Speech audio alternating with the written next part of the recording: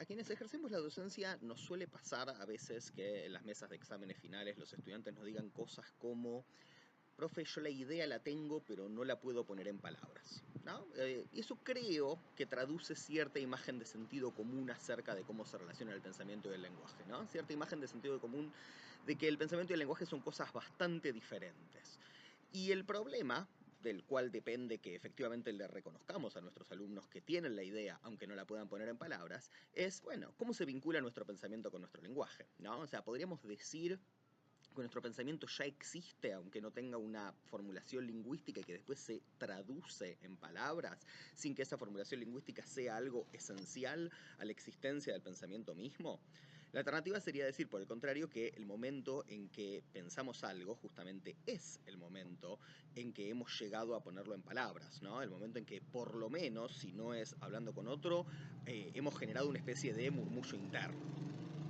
En este libro, Fenomenología de la Percepción, y quizás, no lo sé, también en el momento en que le tocaba tomar mesas de exámenes, Merleau-Ponty responde que eso de la idea la tengo pero no la puedo poner en palabras no puede ser así, ¿no? Que si no podemos poner un pensamiento en palabras es porque ese pensamiento todavía no está constituido, o sea, no está, podríamos decir, terminado, ¿no? O sea, si tenés una idea en la cabeza pero no la puedes poner en palabras, entonces tu idea no está realmente completa.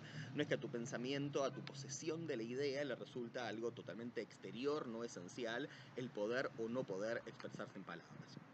Con lo cual me imagino que Merleau-Ponty como docente no le tendría demasiada paciencia a sus estudiantes cuando le salían con estas cosas.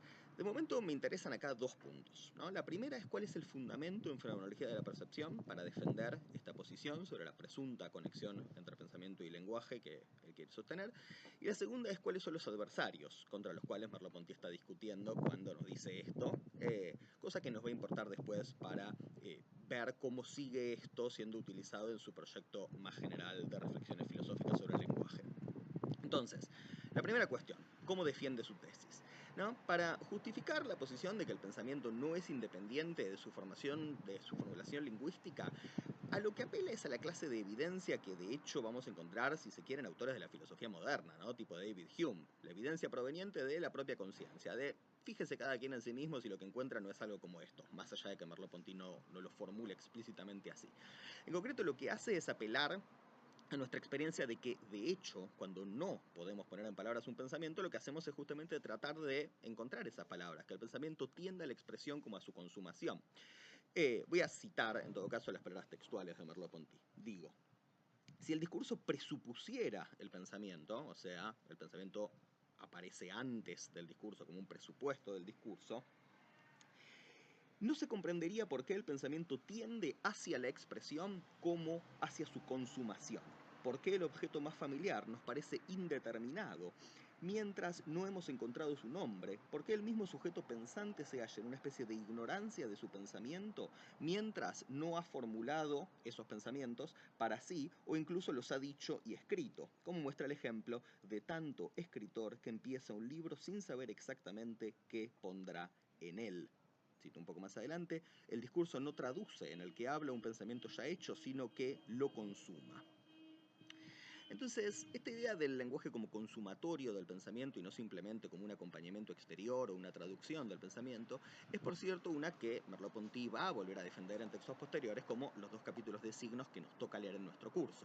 Aunque, y esto lo aclaro desde ahora, es una idea a la que Merleau-Ponty le va a ir imponiendo diferentes giros, con lo cual buena parte de lo que vamos a tener que discutir más adelante es en qué medida Merleau está explotando los argumentos de una discusión para aplicarlos a otra discusión que no es exactamente igual, ¿no? Ahora, en lo inmediato terminamos de reponer algunos elementos. Yo mencionaba hace un momento que lo que me interesa era, en primer lugar, cómo defiende Merleau-Ponty la tesis de la conexión lenguaje-pensamiento que trata de establecer, y en segundo lugar, contra qué adversarios le está defendiendo. Bueno, en este texto, Fenomenología de la Percepción, la discusión típica es contra dos adversarios con los que dialoga a lo largo de todo el libro, ¿no? Por un lado están las psicologías mecanicistas y empiristas, y por otro lado las psicologías intelectualistas. Lo que ahora me interesa en particular, pensando en cómo se proyecta esta discusión hacia los siguientes textos merleau-pontianos sobre el lenguaje, es la delimitación respecto del intelectualismo. Merleau-Ponty va a escribir que, para las psicologías de esta orientación, y esto también es una cita de Fenomenología de la Percepción, el vocablo está aún desprovisto de eficacia propia por no ser más que el signo exterior de un reconocimiento interior que podría hacerse sin él y al que él no contribuye. Tras él, tras el vocablo, hay una operación categorial, pero es el pensamiento el que tiene un sentido y el vocablo es solo una envoltura vacía. Merleau-Ponty está pensando acá en los análisis que comprenden ciertas limitaciones en el uso del lenguaje, como la amnesia de los nombres de colores, como resultado de una perturbación del pensamiento. Cito: los mismos enfermos que no pueden denominar los colores que se les presentan son igualmente incapaces de clasificar ciertas formas, ciertas figuras, ciertos objetos coloreados, de acuerdo con una consigna dada. O sea, quienes no pueden clasificar una serie de objetos poniendo juntos todos los que son azules, es porque, cito de nuevo, se han vuelto incapaces de subsumir los datos sensibles bajo una categoría, de ver las muestras como representantes del eidos, de la esencia, azul. Un sujeto así, cito de nuevo, ha perdido el poder general de subsumir un dato sensible bajo una categoría. Entonces, según Merleau-Ponty, ¿qué es lo que está mal en esta clase de análisis? No el hecho de que se establezca que existe una conexión cercana entre el pensamiento y el lenguaje, porque Merleau-Ponty naturalmente quiere retener eso. Lo que estaría mal es que se piense que primero tenemos, o no, ciertas capacidades en el plano del pensamiento y luego esa posesión o falta de posesión se manifiesta en la conducta lingüística o en las limitaciones de la conducta lingüística. Para Merleau-Ponty, que no podemos reconocer un objeto si no recordamos su nombre, quiere decir que ciertos procesos de pensamiento que se suelen considerar precondiciones del lenguaje son en realidad consumados por medio del ejercicio mismo del lenguaje. Y desde ya esto se aplica también a pensar oraciones completas, así que asumo que no nos aceptaría el tengo la idea pero no la puedo poner en palabras en un examen. Vamos a seguir viendo algo de todo esto cuando profundicemos sobre otros aspectos del problema de la expresión que se extienden desde este libro, Fenomenología de la Percepción, hasta obras posteriores.